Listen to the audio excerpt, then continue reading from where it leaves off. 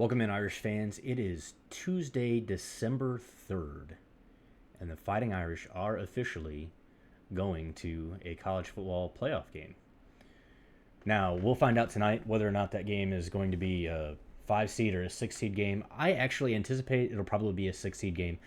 I don't know that the bowl selection committee is going to allow Notre Dame to pass Penn State and take that top seed after the loss to NIU. I think that's just kind of going to be our punishment for losing that game, despite the fact that the team has continued to improve and is absolutely on fire right now. Final score for this game, 49-35, with a garbage time touchdown right there at the end. Coach Freeman didn't seem to be terribly happy about the garbage time touchdown, or even about the fact that we gave up the garbage time touchdown. That Notre Dame gave up the garbage time touchdown. That's fair, right? You look at it and you're like, okay, well, we've won this game. And certainly at that point, up 3 scores with under 2 minutes to go, you have 99% won that game. But how on earth do you let that team score like that? I mean, we just start giving up rushing yards. That's not okay. You can't play 90%, 99, 90, 98% of a game, whatever. You can't play 58 minutes of football. You got to play the full 60 minutes. I don't know. I don't understand why you would do that as a defense. I do understand the defense is tired. This defense is really tired. They're really good, but they're really tired. And it was starting to show as we, got to the end of the season here, traveling 3,000 plus miles for a football game on Thanksgiving weekend when everybody else is home with their families. You've probably just had midterms. And in fact, most of those players had just had midterms not that long ago. That's all very exhausting. Add to that the fact that you haven't had a bye week. Well, in 4 weeks? The defense is tired. Now, what concerns me on the defense and what should concern Notre Dame going forward was the way that Christian Gray got exploited a little bit on the field. The average gain from Southern Cal was 13.3 yards passing. That's a first down and more every time you throw the ball. Christian Gray was having a rough day. Now, I will say he absolutely redeemed himself with the 99-yard pick six. And that was one that Mayava absolutely had to throw the ball. Threw behind a beat Kyron Hudson. And Christian Gray made a heck of a play to turn around and make that play. I will say Christian Gray seemed to have difficulties with every wide receiver out there not named Deuce Robinson. And I don't think that's a fault of Christian Gray. Mayava played the best game he has played, this season. He hasn't played that many. He's been stuck at QB2 for most of the season, behind Moss. But, to play the game, Mayava, to play the game that he played was amazing. And to pick on Christian Gray, who is very good, and pick on him that much through the whole game and have that kind of passing production was pretty incredible. I will say Christian Gray does not have the speed that Leonard Moore has. And if you watch the 99-yard pick six, Leonard Moore is lined up at the bottom of the field. If you're watching the television camera, he's lined up at the bottom of the screen. So I want you to go back and I want you to watch that play. Moore is nearly at the goal line on the opposite side of the field when that ball is intercepted.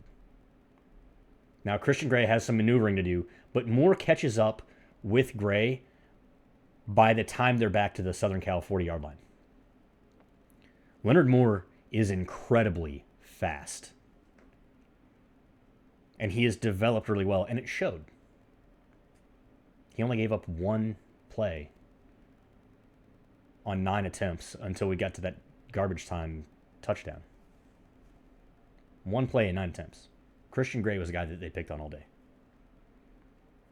So whatever they saw on film, whatever Southern Cal saw on film, as they watched Notre Dame, you can expect other teams to take advantage of that and to try to exploit it. Christian Gray is going to be the guy that they go after moving forward, because they know they're not going to go after Leonard Moore. And they know they're not going to go after Xavier Watts, and they're probably not going to go after Don Schuler. Now, the fact that Christian Gray is the weakest link that we have on the field is saying a lot for our defense, because Christian Gray is a really good corner. And he will at least make the pros. I don't know that he'll start, but he'll at least he'll be a pro cornerback. And he's got some time to develop. So it's not going to be this year. We'll see him back next year. But he is one of the next great cornerbacks out of Notre Dame. One of the next great defensive backs.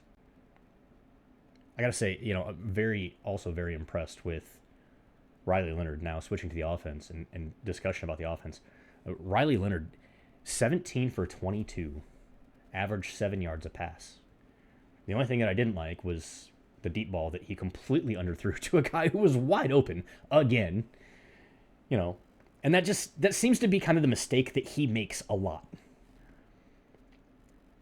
Now, I'm not a quarterback's coach. I don't know how you go out and improve that, but that's definitely something that he needs to work on. He needs to work on throwing that deep ball to a wide open receiver, maybe with a little bit of pressure on him. The rest of it is working well. Jeremiah Love had a great game. All reports are that Love will be healthy for a playoff game, that it was not a knee injury, but it was a lower leg injury, so he should be back. We should see Howard Cross back. We're going to get Gabron Payne back next year, which will be good. Jeremiah Love and Jardarian Price, they're doing everything that they need to be doing. They're going to have a great postseason. I think Jardarian Price is probably going to continue to play his butt off, because I wouldn't be surprised if Jardarian Price wants to go pro this year. Why would you not? When you're having this kind of offensive production season, go out there, prove yourself, make a name for yourself, and get out there and go pro. I think he can graduate this year with one more semester. Ben Morrison can graduate, I think, with one more semester as well. So I would not be surprised if we don't see him back.